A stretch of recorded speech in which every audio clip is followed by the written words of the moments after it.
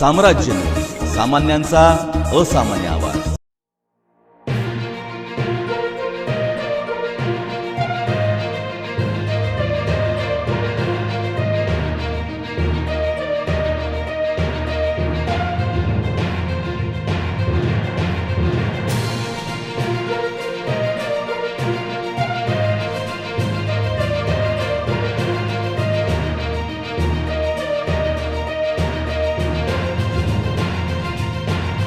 सहारा gun हाऊससमोर गंधक भरलेल्या काडतुसांचा भीषण स्फोट।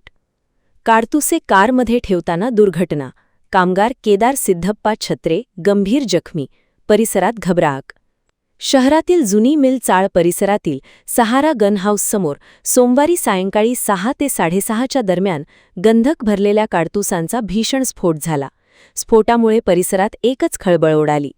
जखमी केदार छत्रे यांना तातडीने शासकीय रुग्णालयात दाखल करण्यात आले।